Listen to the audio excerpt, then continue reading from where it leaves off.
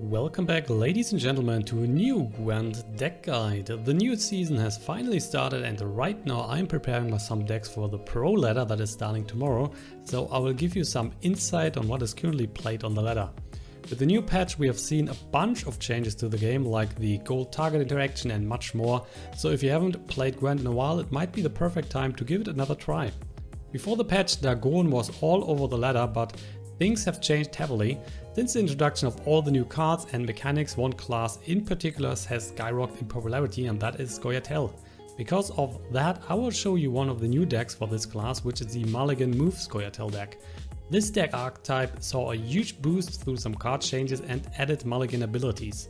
As an outstanding beneficiary to these changes, the class got the VRIHEDD officer, which is not only improving your hand through extra mulligans, but on the other hand also getting buffed by 6 to 7 points on average.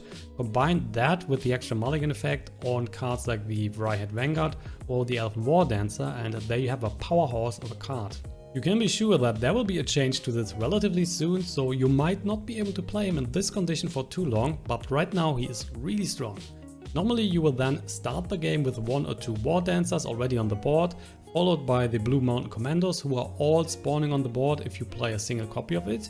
And then with 5 or more elf allies on the field, your AELIRENN is then also getting pulled out of the deck, and just like that you will have a very strong start to begin the game with. The Blue Mountain Commandos are additionally getting buffed whenever they are moving, hence we are running some dwarves like the gold card ZOLTAN CHIVAY or the Dwarven Mercenaries. That will be good for some extra points if needed, or to disrupt your opponent's play if he's setting something up. With the changed Francesca lead ability, you are getting an additional mulligan opportunity, but furthermore also a searching tool to pick the right card for a specific situation. That will allow you to react to most game states, and playing Francesca into ISENGRIM into an extra ambush card can be a win-bringing strategy. So far the deck is working really good. I only faced problems against Spell Scoia'tael and some Nilfgaard decks, but the power level is definitely going down when they will change the VRIHEDD officer or some of the other mulligan effects. Next up, I've recorded one game for you with this deck. If you need to get additional help, please comment below and I will try my best to help you. Alright guys, so we will face a Nilfgaard deck, more von Ruhus, and we are playing of course our Scoia'tael deck, having double Wardancers here, which is great for the start. So these are definitely getting mulliganed. What else do we have here? We have, okay, but the rest is fine. So let's just start with dropping the Wardancers, another one. And the Vanguard we are dropping, of course, also the AELIRENN, which is spawning on the board if you have 5 or more elf allies on it, so there is no need to keep this card in the hand. And we got, dang you, another Blue Mountain Commando.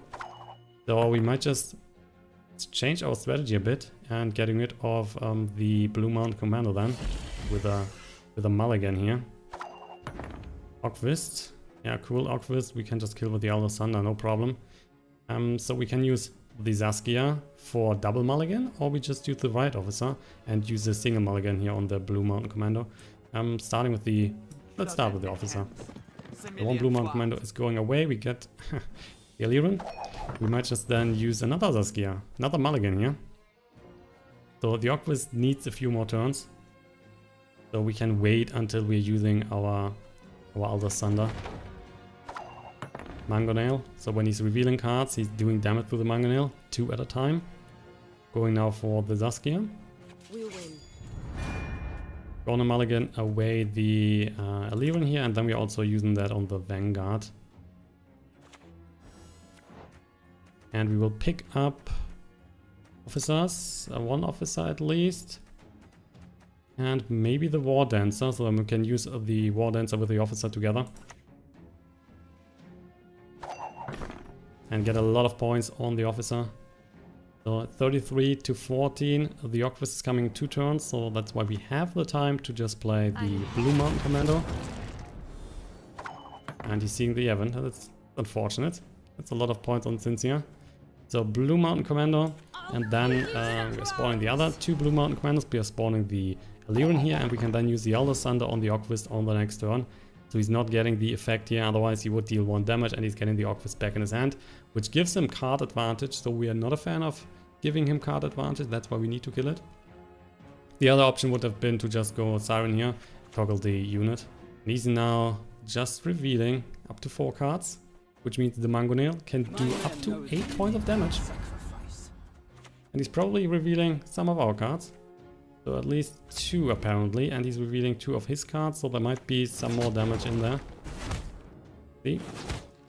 Okay, he's getting those. Yeah, foot soldiers, also good for him. Which means that we currently have a few points behind, 16 in total. We will go now for the Aldous Thunder, hitting the Orcvist. Which means he's still ahead. But on the other hand, we can easily overcome that, no problem. So if he's now just passing, we will go for the Officer, get the Wardancer on the board, buffing the Officer, and with that we're winning the round. Oh, interesting, another Mangonel. Played it a bit late. So he will have more reveal effects in his hand. Still going then for the Officer. We are dropping the Wardancer. This one is spawning on the board. We are getting the Commander's Horn. Otherwise, I probably would have picked the Commander's Horn up from the Francesca. That's just 5 points on the Officer. And there's a Spotter. Spotter there is. How about now the Blathanna Trapper? We will just deal a lot of damage with the Fireball Trap. At least I hope so. So the Fireball Trap is getting off on the end of his turn, and that is dealing then 2 damage to 6 units, which is then 12 points in total. Or 10 if you just discount the armor, but still a lot of points. And he has another Spotter in his hand. Another Spotter. He would get buffed by the YAEVINN. That is true. It would then be 12 points for him on the Spotter. So we could just play the YAEVINN here, or we could mulligan the YAEVINN away. So might be... If we play the YAEVINN, we would just give him the opportunity to win the round. So it might be better to just play Francesca and keep the YAEVINN for now. If we go for the YAEVINN, he's then too many points ahead, so even Commander's Horn is not helping us. So let's go for Francesca. We are dropping the YAEVINN. We will get then another card, which will be the TORUVIEL potentially. Oh, this one's even better. Let's go ISENGRIM. Yep, we're going ISENGRIM. So with the ISENGRIM at 10 points, we can then get just a TORUVIEL, for example, on the board, which is giving us a lot of points. It's currently 5 points ahead, but if we play one card, we're definitely going over whatever he has. So he's just passing. That means we can decide whatever we like to win this round here. And the ZOLTAN is revealed already, so it might be better to just play the ZOLTAN. Commander's Horn is more points on average. And the Siren, we might still want to use that later. So Spotters, there are 2 cards to go. Or is it better? I mean, ZOLTAN is giving us more points. He has played 2 Mangonels. Let's go Siren.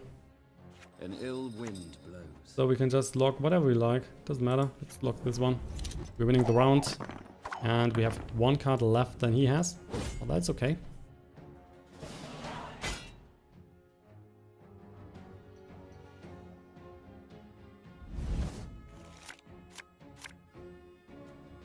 Alright, TORUVIEL. We do not need the TORUVIEL right now. I think we're dropping that. Especially with the ISENGRIM in hand. Might find something better, like a YAEVINN here, for example. So we can just play the YAEVINN, get an additional card, which is then the TORUVIEL. Unexpected. So the ISENGRIM will then give us a Marine, like that.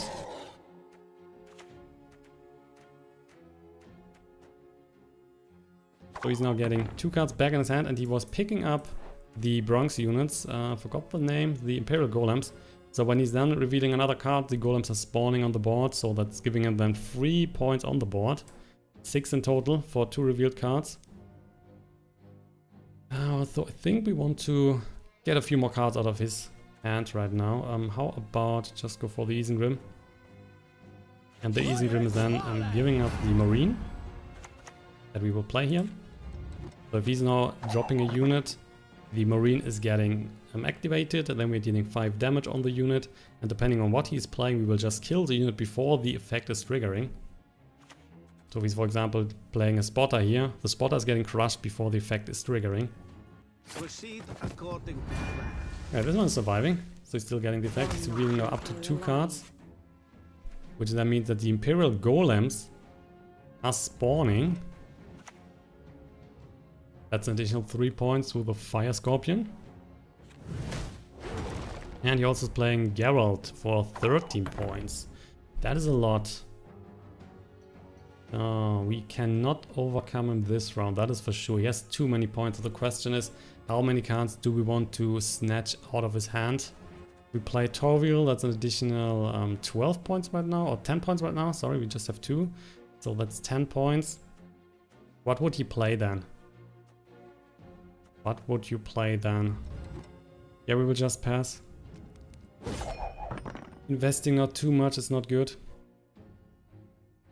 So he's also just passing now. He should be. Then he's starting. Spotter's getting a lot of points. At least the Geralt is giving with 13. So Dwarven Mercenary. We have ZOLTAN. That's all not too great, to be honest. This one is worth more points than the Assassin right now. But still 10 points. Kinda, let's just drop that. Yeah, I wanted an officer, and we're getting the officer. Because then we can just drop, for example, Dwarven Mercenary or whatever. Get another card into the end. Which is then hopefully 10 gold card. Which has a decent chance, so we're down to 4. See with what he's starting. Going for the Spotter.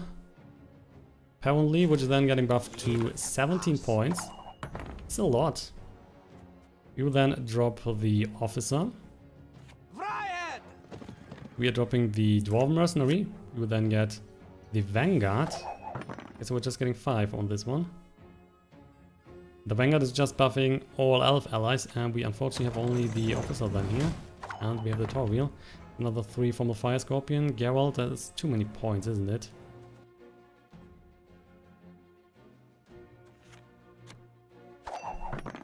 Not your lucky day.